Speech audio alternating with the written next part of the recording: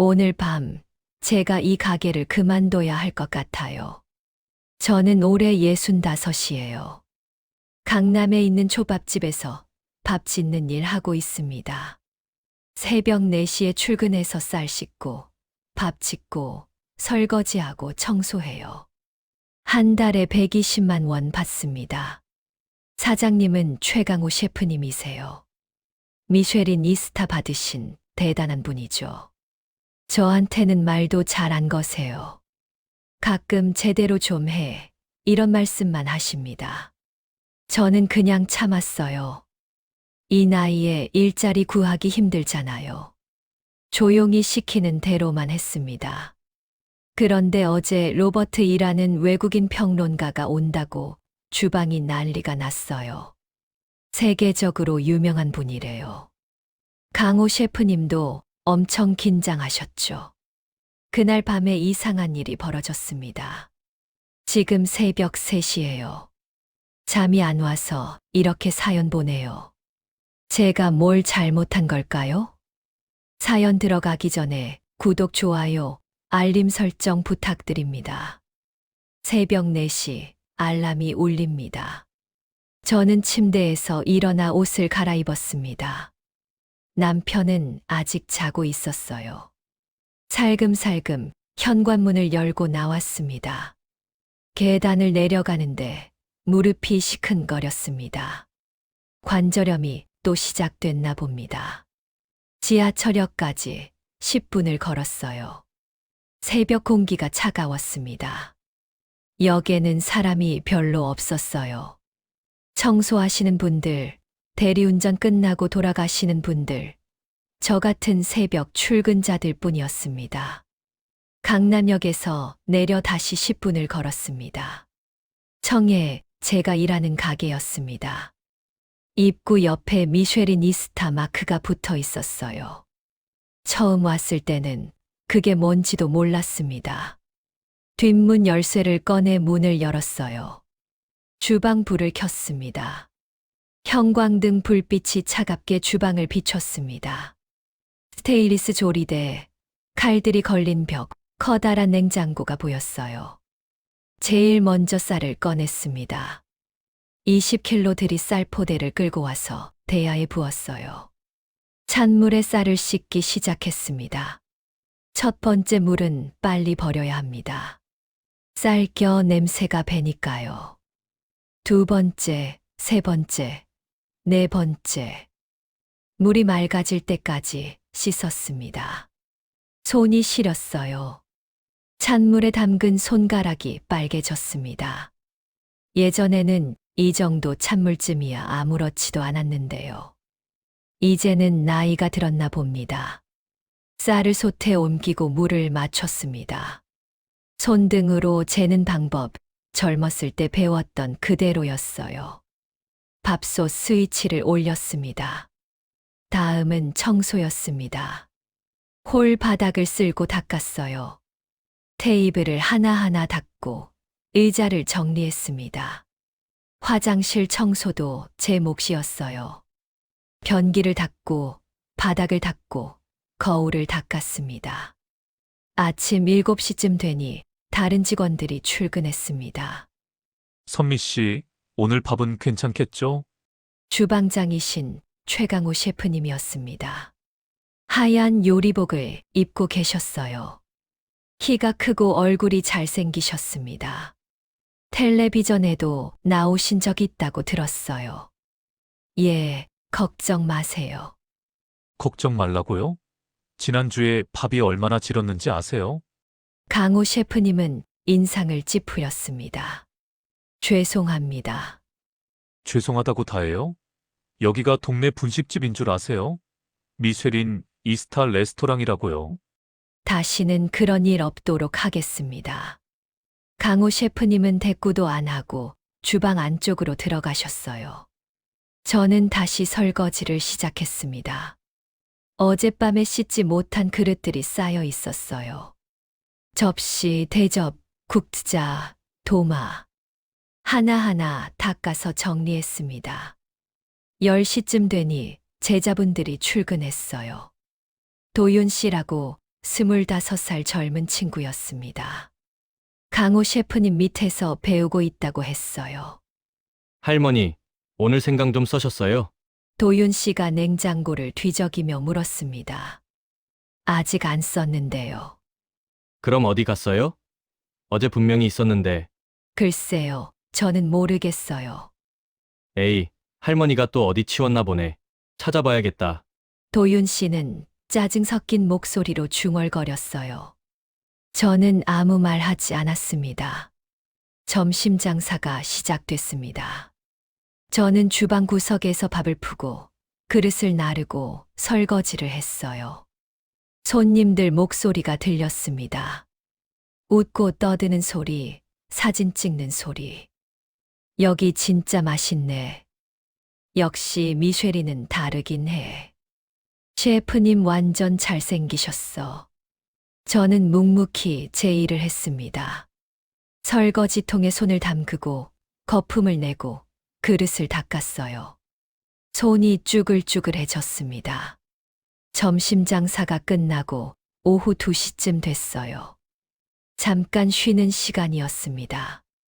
저는 뒷문 밖에 나가 앉았어요. 담배는 안 피우지만 밖 공기가 좋았습니다. 도윤 씨가 나왔습니다. 담배를 피우더니 저를 봤어요. 할머니는 왜 여기서 일하세요? 나이도 있으신데. 먹고 살아야죠. 아드님은 안 계세요. 아들은 미국에 있어요. 그럼 돈 보내주시면 되잖아요. 자식한테 손 벌리기 싫어요. 도윤 씨는 고개를 끄덕이더니 담배 연기를 길게 내뿜었습니다.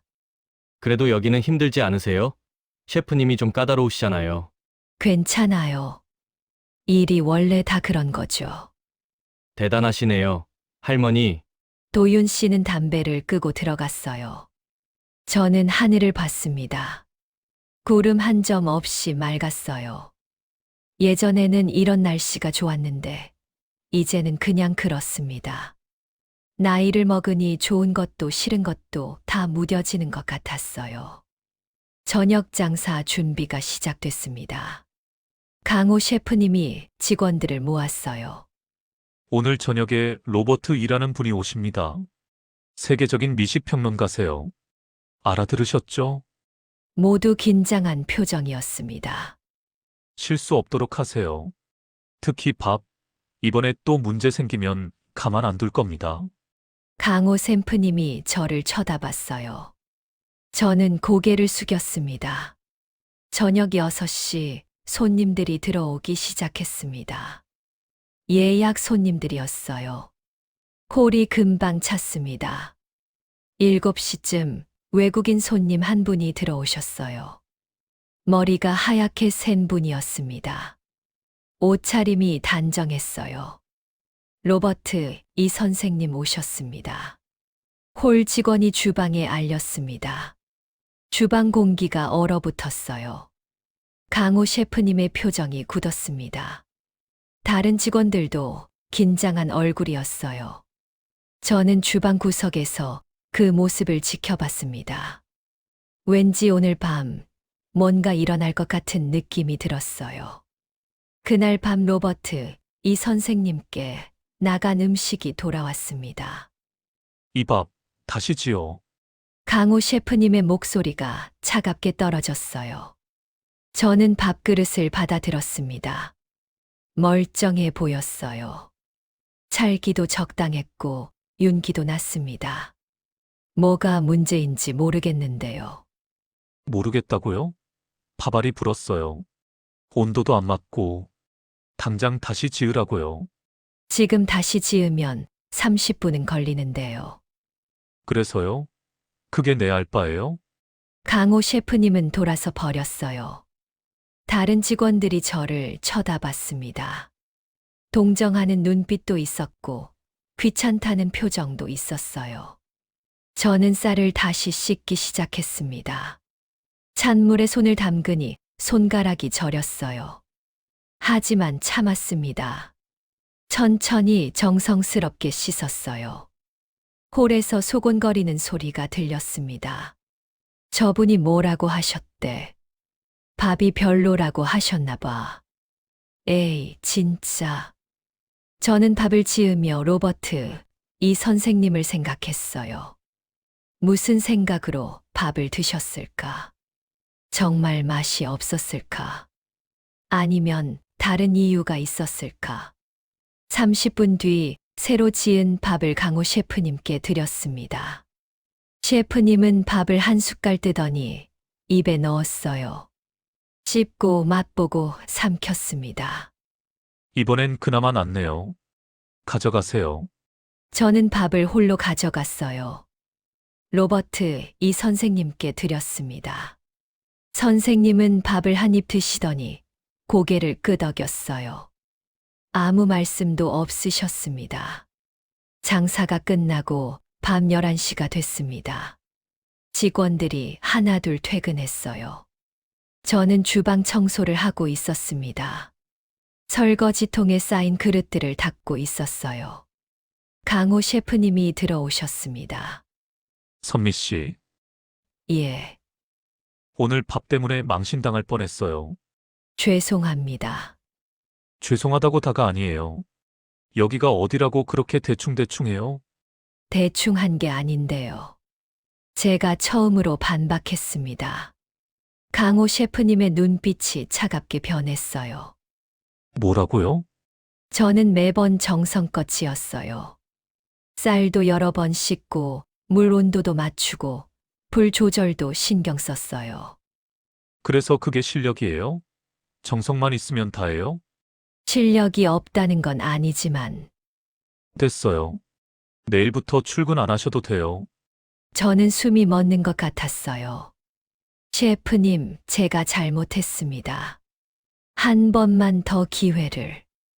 기회는 충분히 드렸어요. 지난 석 달 동안 몇 번이나 실수하셨는지 아세요? 이제 한계예요. 강호 셰프님은 나가버렸습니다. 저는 그 자리에 멍하니 서 있었어요. 설거지통에서 물 떨어지는 소리만 들렸습니다. 집에 돌아온 건 자정이 넘어서였어요. 남편은 거실에서 텔레비전을 보고 있었습니다. 제가 들어가니까 고개를 돌렸어요.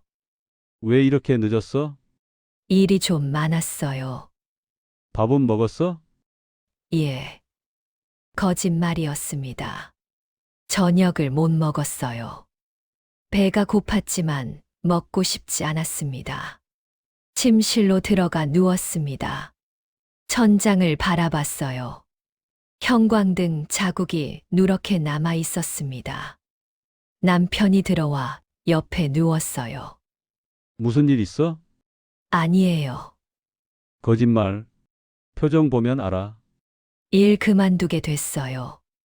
남편은 한동안 아무 말이 없었습니다. 그래. 힘들었지? 아니에요. 괜찮았어요. 괜찮았으면 얼굴이 왜 그래? 자꾸 거짓말하네. 저는 눈물이 날 것 같았어요. 하지만 참았습니다. 미안해요. 미안할 게 뭐 있어? 나도 일 못한 지 오래됐는데. 우리 둘이 그냥 집에서 쉬면 되지. 그래도 돈은 벌어야죠. 아들이 보내주잖아. 자식 돈으로 사는 게 싫다니까요. 에이, 그렇게 고집 부리지 마. 남편은 잠자리에 들었어요. 곧 코 고는 소리가 들렸습니다. 저는 잠이 안 왔어요. 일어나서 거실로 나왔습니다. 부엌 서랍을 열었어요. 깊숙한 곳에 헝겊에 쌓인 무언가가 있었습니다. 꺼내서 펼쳤어요. 칼이었습니다. 낡았지만 잘 관리된 칼이었어요. 손잡이는 나무였고 칼날은 스테인리스였습니다. 일본에서 만든 칼이었어요. 남편의 칼이었습니다. 예전에 쓰던 칼. 저는 칼을 쓰다듬었어요. 차가웠습니다. 칼날에 제 얼굴이 비쳤어요. 늙은 얼굴, 주름진 얼굴. 숫돌을 꺼냈습니다. 물을 적시고 칼을 갈기 시작했어요. 사각사각 소리가 났습니다. 리듬이 있었어요. 예전에는 매일 이렇게 칼을 갈았습니다. 새벽에 일어나서 칼을 갈고 도마를 닦고 쌀을 씻었어요. 그때가 좋았습니다. 칼을 갈면서 생각했어요. 왜 제 밥이 맛없다고 했을까?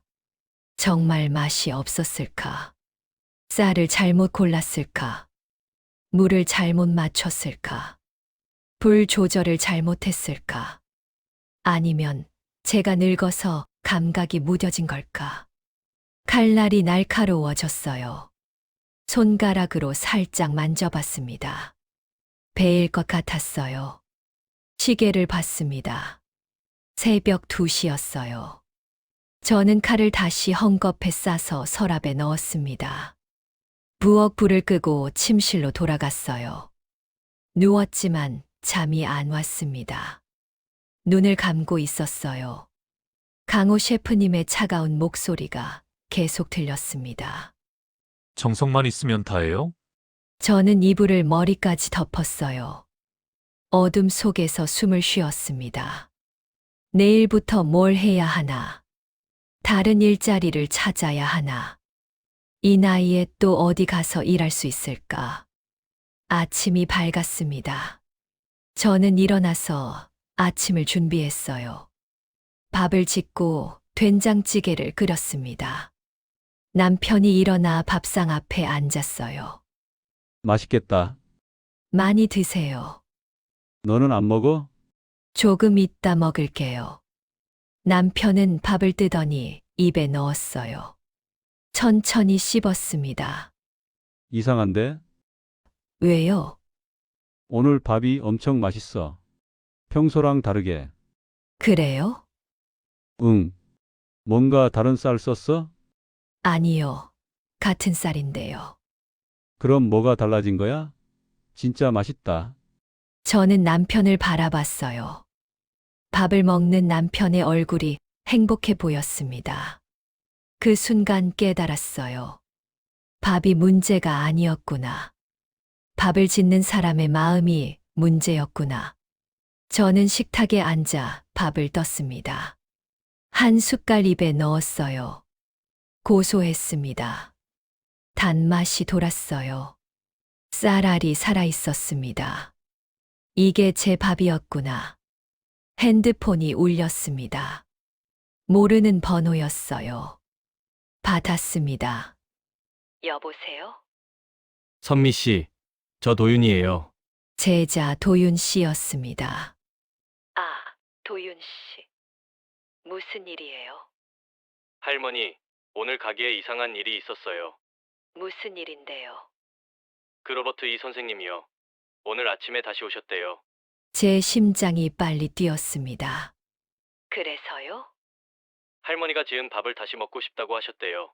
저는 핸드폰을 꽉 쥐었습니다. 제가 왜요? 잘 모르겠어요. 근데 셰프님이 할머니한테 연락하라고 하셨어요. 다시 와달라고요. 해고당했는데요. 그건 저도 아는데 셰프님이 그러시니까요. 할머니, 올 수 있으세요? 저는 남편을 봤어요. 남편은 밥을 먹으며 고개를 갸우뚱했습니다. 알겠어요. 갈게요. 전화를 끊었습니다. 손이 떨렸어요. 누구야? 가게에서요. 다시 오래요. 해고당했다며? 저도 잘 모르겠어요. 저는 옷을 갈아입었습니다. 거울을 봤어요. 얼굴이 창백했습니다. 머리를 빗고 입술에 색을 칠했어요. 남편이 현관까지 따라왔습니다. 조심해서 다녀와. 예. 지하철을 탔습니다. 아침 출근 시간이라 사람들이 많았어요. 저는 손잡이를 잡고 서 있었습니다. 차창 밖을 봤어요. 건물들이 빠르게 지나갔습니다. 왜 저를 다시 부르는 걸까? 로버트, 이 선생님은 왜 제 밥을 다시 먹고 싶다고 하신 걸까? 강남역에서 내렸습니다. 청해까지 걸어갔어요. 다리가 무거웠습니다. 가게 문을 열었습니다. 직원들이 저를 봤어요. 어색한 표정들이었습니다. 강호 셰프님이 주방에서 나오셨어요. 왔어요? 예.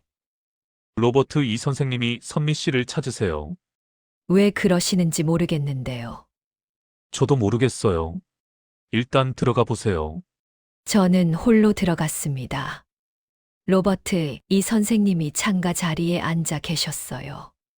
하얀 머리, 단정한 옷차림. 저를 보시더니 미소를 지으셨습니다. 앉으세요. 영어였습니다.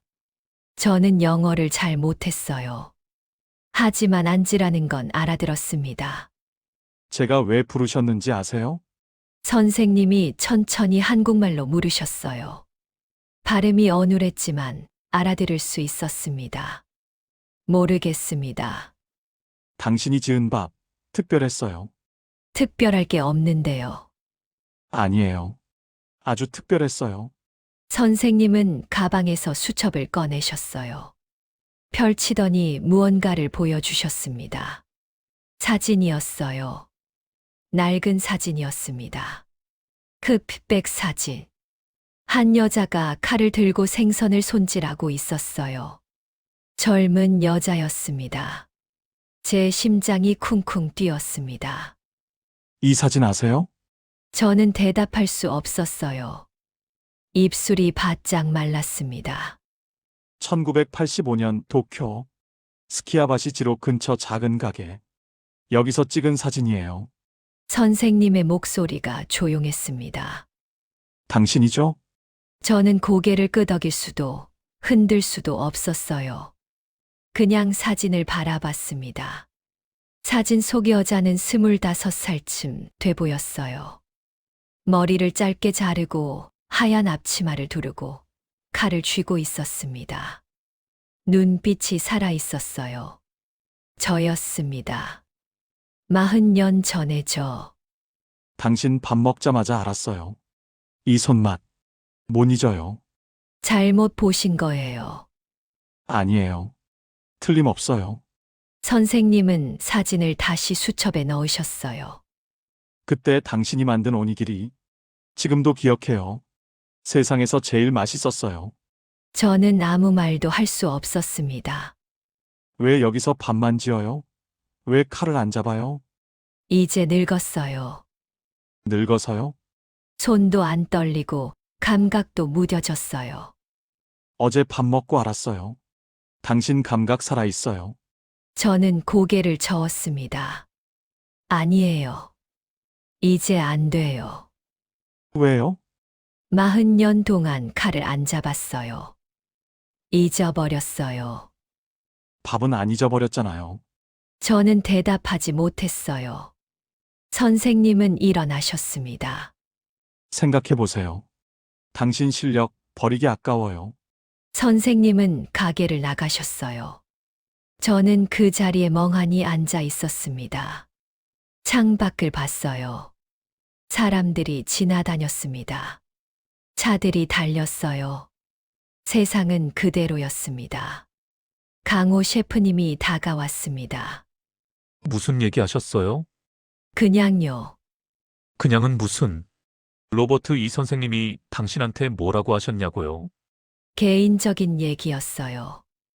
개인적인 얘기? 강호 셰프님의 목소리가 날카로워졌어요. 선미 씨가 뭔데 로버트 이 선생님이랑 개인적인 얘기를 해요? 저도 잘 모르겠어요. 거짓말하지 마세요. 분명히 뭔가 있을 거 아니에요. 저는 일어났습니다. 출근하면 되나요? 예, 해고당했는데 다시 일하면 되나요? 강호 셰프님은 당황한 표정을 지으셨어요. 그건 일단 오늘은 일하세요. 나중에 얘기하죠. 저는 주방으로 들어갔습니다. 앞치마를 둘렀어요. 쌀을 꺼내서 씻기 시작했습니다. 찬물에 손을 담갔어요. 차가웠습니다. 쌀을 쓰다듬었어요. 매끈했습니다. 40년 전 기억이 떠올랐습니다. 도쿄의 작은 가게. 새벽 4시에 일어나서 시장에 가던 기억. 생선을 고르고 쌀을 사고 돌아와서 칼을 갈던 기억. 스승님은 엄격하셨어요. 여자라고 무시하는 사람들도 많았습니다. 하지만 저는 포기하지 않았어요.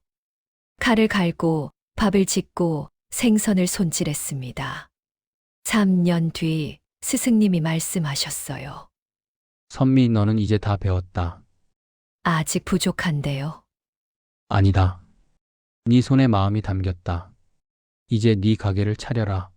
하지만 저는 가게를 차리지 못했어요. 고향으로 돌아와야 했습니다. 어머니가 돌아가셨다는 소식을 들었어요. 한국에 돌아왔습니다. 장례를 치르고 아버지를 모셨어요. 남편을 만나 결혼했습니다. 아들을 낳았어요. 칼을 놓았습니다. 이제는 주부였어요. 아내였고 엄마였습니다. 가끔 칼이 그리웠어요. 생선 손질하던 감각, 밥 짓던 냄새. 하지만 다시 잡을 수 없었습니다. 시간이 지났어요. 아들이 자랐고 미국으로 떠났습니다. 남편이 아프셨어요. 저는 돈을 벌어야 했습니다. 청해에 왔습니다. 밥 짓는 일을 시작했어요. 설거지하고 청소하고 밥을 지었습니다. 이게 제 인생이었습니다. 쌀을 다 씻었습니다. 솥에 넣고 물을 맞췄어요. 스위치를 올렸습니다. 도윤 씨가 다가왔습니다. 할머니, 응, 로버트 이 선생님이 뭐라고 하셨어요? 별거 아니야. 거짓말. 분명히 뭔가 있었을 거예요. 정말 별거 아니야. 도윤 씨는 의심스러운 표정을 지었어요. 할머니 수상해요. 저는 웃었습니다. 나이 먹으니까 다 수상해 보이나 보네. 밥이 다 됐습니다. 뚜껑을 열었어요. 김이 모락모락 올라왔습니다. 고소한 냄새가 났어요. 밥을 푸면서 생각했습니다. 로버트, 이 선생님은 제게 뭘 원하시는 걸까? 왜 그 옛날 일을 기억하고 계실까?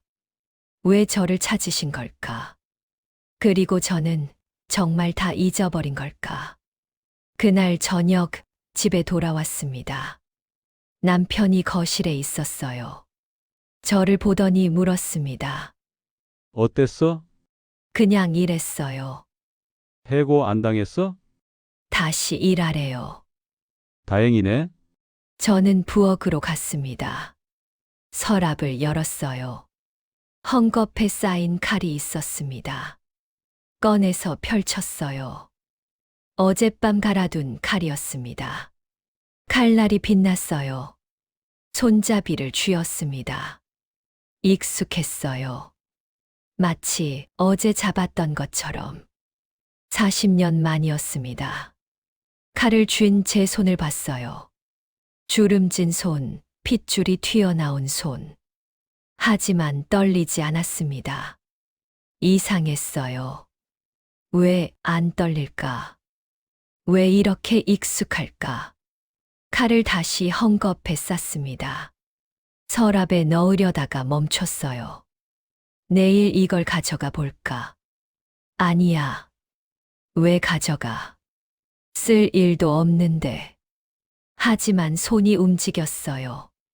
칼을 가방에 넣었습니다. 왜 그랬는지 저도 모르겠어요. 그냥 그래야 할 것 같았습니다. 그날 저녁 가게에 손님이 꽉 찼습니다. 로버트, 이 선생님이 다시 오셨어요. 이번엔 혼자가 아니었습니다. 3명이 함께 오셨어요. 강호 셰프님의 얼굴이 굳었습니다. 오늘은 절대 실수 없어야 해. 알았지? 직원들이 고개를 끄덕였어요. 저는 주방 구석에 서 있었습니다. 가방 안에 칼이 들어 있었어요. 무거웠습니다. 선미 씨, 밥 준비됐어요? 예, 곧 됩니다. 밥솥 뚜껑을 열었어요. 김이 올라왔습니다. 할머니, 도윤 씨가 다가왔어요. 왜? 오늘 좀 이상해요. 로버트 이 선생님이 동료들 데리고 왔어요. 뭔가 큰일 날 것 같아요. 큰일. 평가하러 온 것 같아요. 미쉐린 별 재평가. 제 가슴이 철렁했습니다. 주문이 들어오기 시작했어요. 강호 셰프님이 생선을 손질하셨습니다. 칼이 빠르게 움직였어요. 능숙했습니다. 도마 위에 생선살이 포 떠졌어요. 얇고 균일했습니다. 하지만 뭔가 달랐어요. 칼질에 마음이 없었습니다. 그냥 기술이었어요. 초밥이 만들어졌습니다. 강호 셰프님이 밥을 쥐고 생선을 올렸어요. 빨랐습니다. 정확했어요. 하지만 사랑이 없었습니다. 초밥이 나갔습니다. 30분쯤 지났을까요?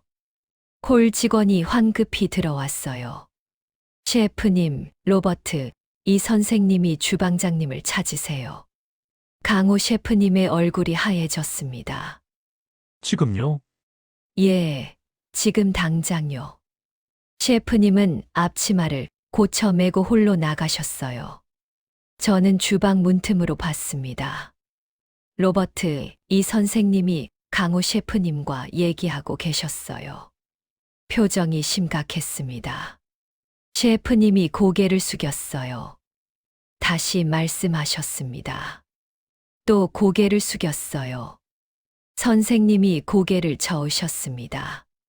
강호 셰프님이 주방으로 돌아오셨어요. 얼굴이 굳어 있었습니다. 선미 씨, 예, 로버트 이 선생님이 당신을 찾으세요. 저를요? 당신이 직접 초밥을 쥐어보래요.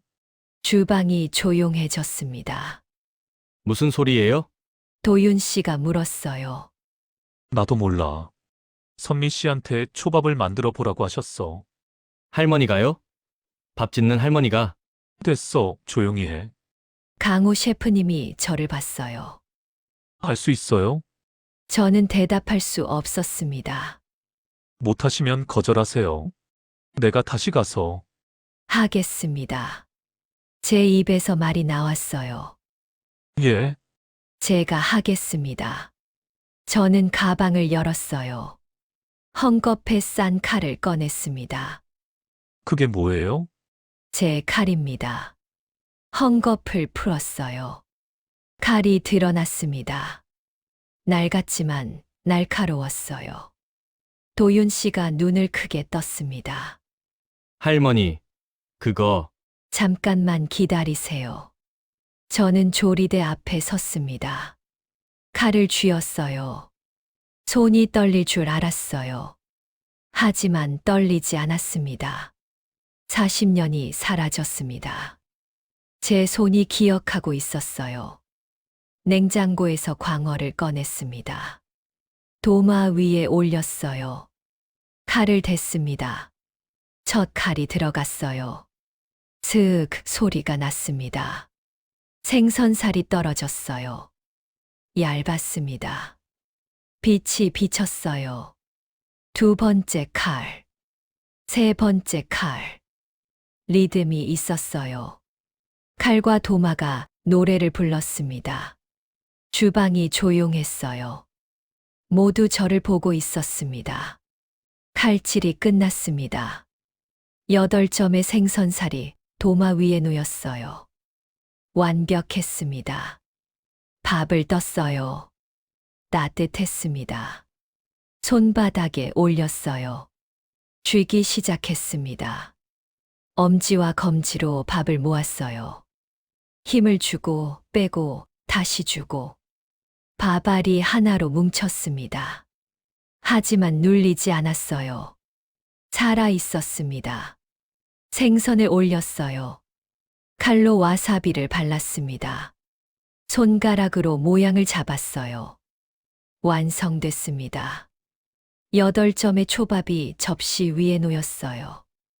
아름다웠습니다. 이게 강호 셰프님이 말을 잊지 못했어요. 가져가세요. 저는 접시를 들었습니다. 홀로 나갔어요. 손님들이 저를 봤습니다. 수군거리는 소리가 들렸어요. 로버트 이 선생님 테이블에 접시를 놓았습니다. 직접 만드셨어요? 예, 앉으세요. 저는 괜찮습니다.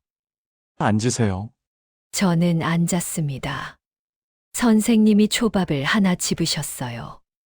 입에 넣으셨습니다. 눈을 감으셨어요. 씹으셨습니다. 삼키셨습니다. 눈을 뜨셨어요. 눈물이 고여 있었습니다. 당신이었군요. 예, 신의 손. 주변이 소란스러워졌어요. 뭐라고요? 신의 손이요. 함께 온 분들이 초밥을 드셨어요. 모두 눈을 크게 떴습니다. 믿을 수 없어요. 이게 진짜. 강호 셰프님이 다가왔어요. 무슨 얘기예요? 신의 손이 뭐예요? 로버트 이 선생님이 말씀하셨어요. 1980년대 도쿄에 전설이 있었어요. 여자 장인. 25살. 신의 손이라 불렸어요. 그게 선미 씨라고요? 예, 말도 안 돼요. 그냥 밥 짓는 할머니인데요. 보세요. 선생님이 제 손을 가리키셨어요. 이 손. 잊을 수 없어요. 40년 전 이 손이 만든 초밥 먹고 평론가 됐어요. 강호 셰프님이 저를 봤어요. 정말이에요? 저는 고개를 끄덕였습니다. 왜 숨겼어요? 숨긴 게 아닙니다. 그럼 뭐예요? 그냥 잊었습니다. 잊었다고요? 이제 필요 없었으니까요. 강호 셰프님이 비틀거렸어요. 의자를 잡았습니다. 그럼 지금까지 제가 밥만 지은 거 미안합니다. 미안하다고요? 셰프님의 목소리가 떨렸어요. 당신이 신의 손인데 내가 당신한테 그렇게 대했는데 미안하다고요? 저는 일어났습니다. 저는 이제 그냥 늙은 여자입니다. 신의 손은 옛날 얘기예요. 아니에요. 도윤 씨가 주방에서 뛰어나왔어요. 할머니. 아니에요. 할머니는 여전히 신의 손이에요. 방금 봤어요. 그 칼질, 그 손놀림. 눈물이 그의 눈에 고였어요. 제가 평생 보고 싶었던 거였어요. 저는 그를 봤습니다. 젊은 얼굴, 진심 어린 눈. 그 순간 깨달았어요. 제가 칼을 놓은 건 실력이 없어서가 아니었습니다. 세상이 제게 기회를 주지 않아서였어요. 하지만 실력은, 마음은 여전히 살아 있었습니다. 40년 동안 잠들어 있었을 뿐이에요. 로버트 이 선생님이 일어나셨습니다. 다시 시작하세요. 이제 늦었어요. 늦지 않았어요. 당신 같은 사람은 언제든 시작할 수 있어요. 저는 주방을 봤어요. 칼들이 걸려 있었습니다. 도마가 놓여 있었어요. 그곳이 제 자리였습니다. 40년 전에도 지금도 생각해 보겠습니다. 밖으로 나왔어요. 찬 공기가 얼굴을 스쳤습니다. 핸드폰을 꺼냈어요. 남편에게 전화했습니다. 여보, 왜? 나 오늘 초밥 쥐었어. 뭐? 40년 만에. 남편이 한참 아무 말이 없었어요. 그래서? 울컥했어. 많이? 응, 많이. 그럼 됐다. 전화를 끊었습니다. 하늘을 봤어요. 별이 보였습니다. 제 손을 펼쳤어요. 주름진 손, 늙은 손. 하지만 여전히 살아있는 손이었습니다. 그날 밤 이후 모든 게 달라졌습니다. 다음 날 출근했을 때 강호 셰프님이 저를 기다리고 있었어요. 주방 한가운데 서 계셨습니다. 선미 씨, 예, 어제 죄송했습니다. 고개를 숙이셨어요. 저는 당황했습니다. 아닙니다. 괜찮습니다. 괜찮지 않아요. 제가 당신을 무시했어요. 나이 든 여자라고 그냥 밥이나 짓는 사람이라고 생각했어요. 셰프님의 목소리가 떨렸습니다. 저는 오만했어요. 미쉐린 별 받았다고 텔레비전 나왔다고 잘난 줄 알았어요. 하지만 당신 칼질 보고 알았어요. 제가 얼마나 한참 멀었는지. 저는 아무 말도 하지 못했어요. 다시 가르쳐 주실 수 있을까요? 가르쳐요? 예. 당신한테 배우고 싶어요. 50살 셰프가 65살 할머니한테 고개를 숙였습니다. 저는 그제야 알았어요. 진심은 나이를 가리지 않는다는 걸. 일주일이 지났습니다. 청예의 주방이 바뀌기 시작했어요. 저는 더 이상 구석에서 밥만 짓지 않았습니다. 조리대 앞에 섰어요. 강호 셰프님과 나란히 서서 생선을 손질했습니다. 칼을 잡고 회를 떴어요. 처음에는 손이 굳어 있었습니다. 40년의 시간이 느껴졌어요. 하지만 하루하루 지나며 손이 풀렸습니다. 기억이 돌아왔어요. 도윤 씨가 옆에서 지켜봤습니다. 할머니, 저것 좀 봐주세요. 그가 광어를 손질하고 있었어요. 칼질이 서툴렀습니다. 칼을 너무 세게 쥐었어. 아, 그래요? 칼은 쥐는 게 아니야. 잡는 거야. 가볍게, 하지만 확실하게. 제가 그의 손을 잡아줬어요. 각도를 고쳐줬습니다. 이렇게 칼이 생선살을 지나갔어요. 부드러웠습니다. 와, 완전 달라요. 도윤 씨가 눈을 빛냈습니다. 기술이 아니야. 마음이야. 마음이요? 생선을 사랑해야 해. 그래야 생선도 너한테 답해줘. 그는 고개를 끄덕였어요. 진지한 표정이었습니다. 예전의 교만한 모습은 사라졌어요. 한 달이 지났습니다. 로버트 이 선생님이 다시 오셨습니다. 이번엔 혼자였어요. 어떻게 지내세요? 잘 지냅니다. 주방이 많이 달라졌네요. 예, 조금씩 바뀌고 있어요. 선생님이 미소 지으셨습니다. 공기가 달라요. 예전엔 차가웠는데, 이제는 따뜻해요. 그날 저녁 선생님께 제가 직접 만든 초밥을 드렸습니다. 오마카세 코스였어요. 참치, 광어, 도미, 성게, 연어. 하나하나 정성껏 쥐었습니다. 선생님이 천천히 드셨어요. 씹고, 음미하고 삼켰습니다. 마지막 초밥까지 다 드신 후 말씀하셨어요. 역시 당신이에요. 감사합니다. 나이는 숫자일 뿐이에요. 진짜 실력은 늙지 않아요. 선생님이 가시고 난 후 강호 셰프님이 다가왔습니다. 선미 씨, 예, 제가 배운 게 있어요. 뭐요? 초밥은 기술이 아니라는 거요.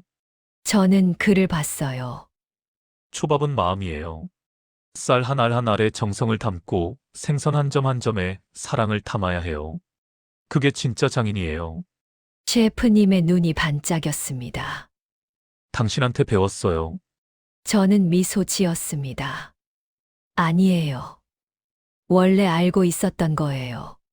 잠깐 잊었을 뿐이죠. 2달이 지났습니다. 청해에 손님이 더 많아졌어요. 예약이 석 달치 밀렸습니다. 하지만 분위기는 예전과 달랐어요. 오만함이 사라졌습니다. 주방에 웃음소리가 생겼어요. 어느 날 저녁 장사가 끝나고 모두 모였습니다. 다들 고생했어요. 강호 셰프님이 말했어요. 오늘도 손님들이 좋아하셨어요. 우리가 진심으로 만들었으니까요. 직원들이 박수 쳤습니다. 그리고 선미 선생님께 감사드려요. 셰프님이 저를 봤습니다.